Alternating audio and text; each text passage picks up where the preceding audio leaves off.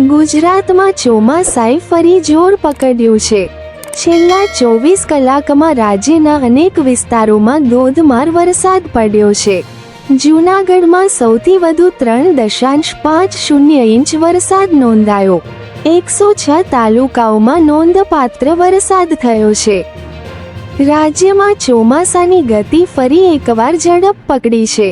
છેલ્લા 24 કલાક દરમિયાન ગુજરાતના અનેક વિસ્તારોમાં મેઘરાજાએ ધમાકેદાર એન્ટ્રી કરી છે।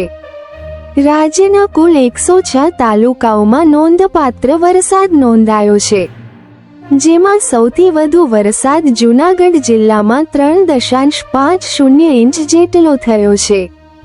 સૌરાષ્ટ્રમાં મેઘરાજાની ધમાલ। સૌરાષ્ટ્રમાં વરસાદથી ઠેર ઠેર ધમાલ મચી છે। રાજકોટ જિલ્લાના ઉપલેટા તાલુકાના ગ્રામ્ય વિસ્તારમાં ધોધમાર વરસાદ વરસ્યો। મજેઠી, લાઠ, ભીમોરા અને કુંડેજ ગામોમાં પાણીની જળધારાઓ વહેતી થઈ હતી।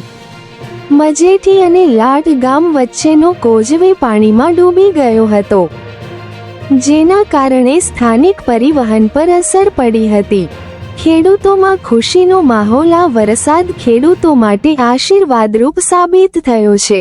લાંબા સમયથી રાહ જોઈ રહેલા વાવણીની તક હવે મળી રહી છે। વરસાદી મોસમ શરૂ થવાથી ખેતીકારોમાં નવા ઉત્સાહનો સંચાર થયો છે। શહેરોમાં વરસાદથી મુશ્કેલીઓ। બીજી તરફ શહેરો, ખાસ કરીને ભાવનગરના સિહોર વિસ્તારમાં માત્ર 1 ઇંચ વરસાદમાં જ હાઈવે અને ગલીઓમાં પાણી ભરાઈ ગયા। પ્રી મોન્સૂન કામગીરીની પોલ ખુલતી દેખાય છે।